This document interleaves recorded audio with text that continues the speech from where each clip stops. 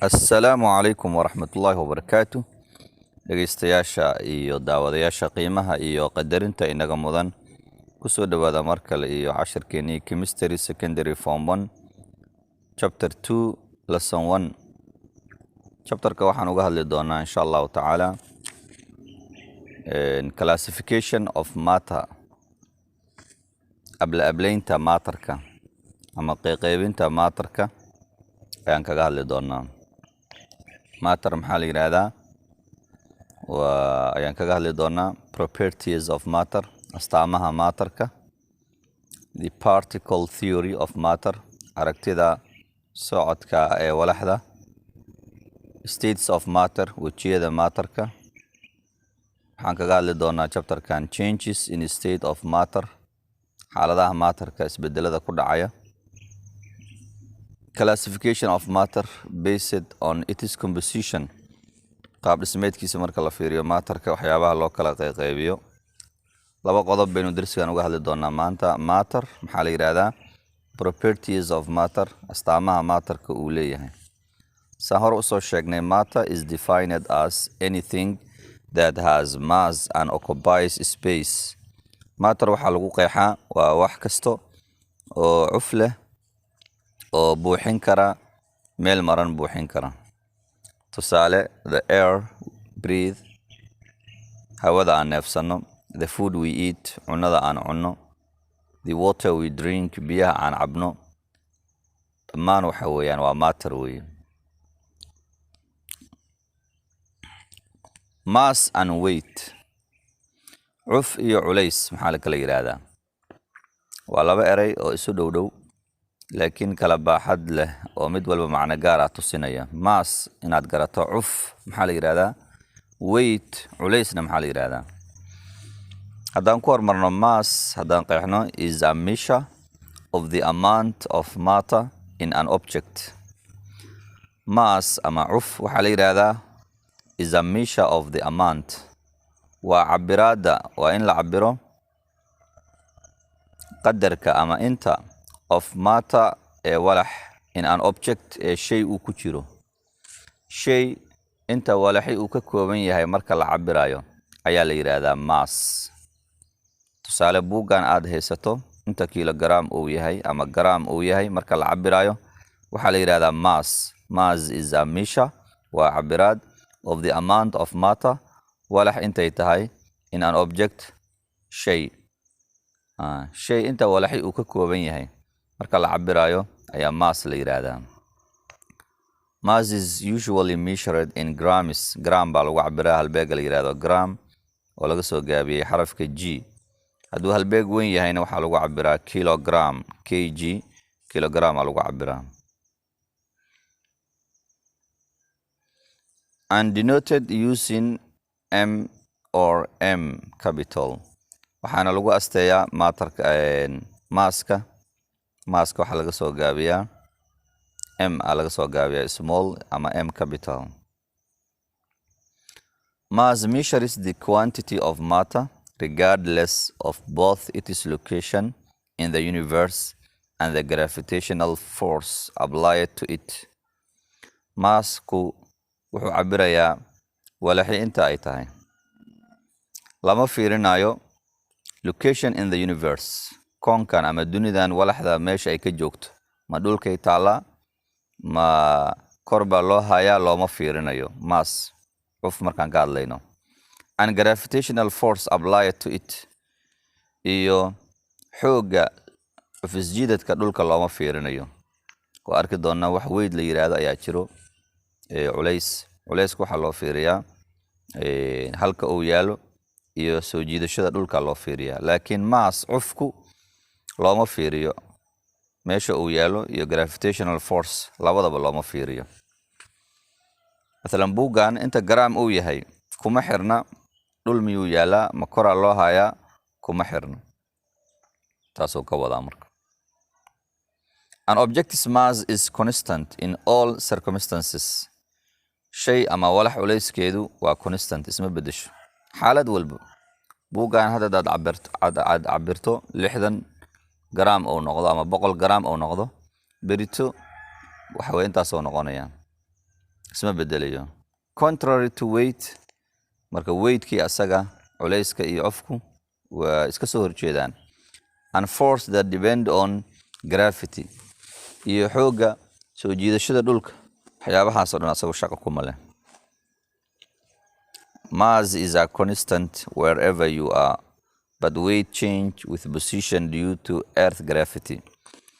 Qofku mar walba waa lambar sugan weeye, laakiin weightku ama culaysku wuu isbedelayaa asagu. Wuxuu isku bedelayaa earth gravity, soo jiidashada dhulka ayuu isku bedelayaa.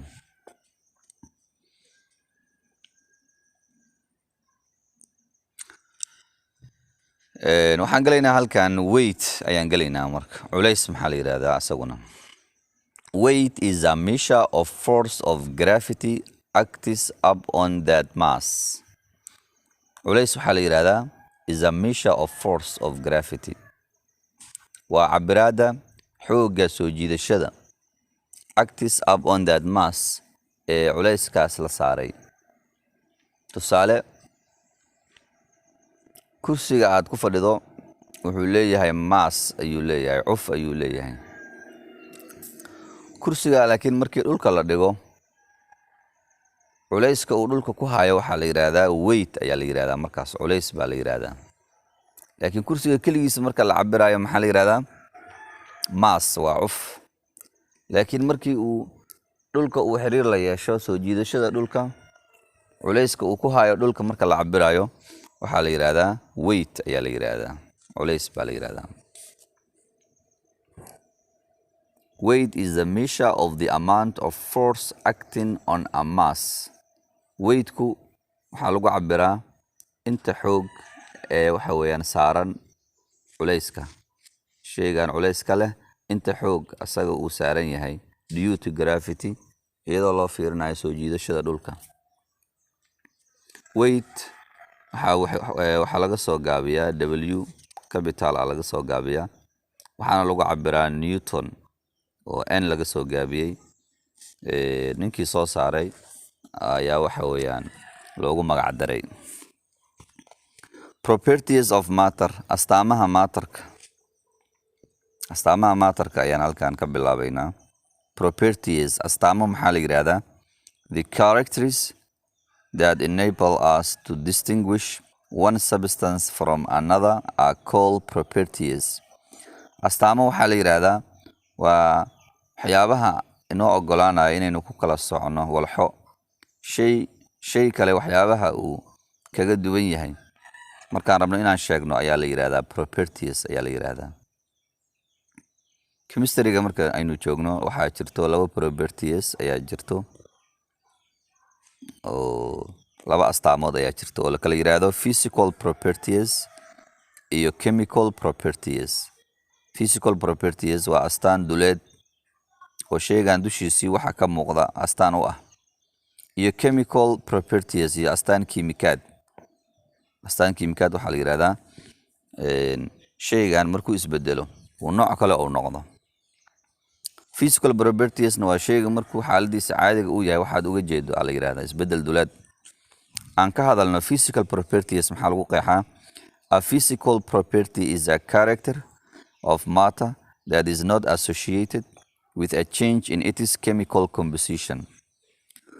Physical property, astaan duleed haddaad maqasho, waa astaanta matterka uu leeyahay oo aan ku xirnayn oo aan xiriir la lahayn wax isbedel ah oo qaabka kiimikaad ee u samaysan yahay.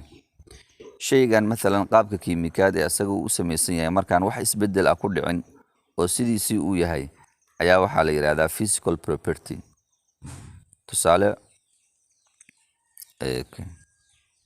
physical property ayaa la yiraahdaa mathalan buugan aad haysato, garbadkiisa hadduu guduud yahay, kalarkaas waa physical property.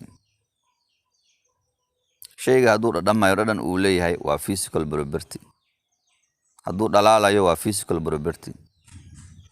Hadduu karkarayo waa physical property. Hadduu cufnaan uu leeyahay physical property. Lasta hadduu birbirqaayo waa physical property. Hardness adeega uu leeyahay waa physical property. Waa astaanta asaga laga arkaya la yiraahdaa.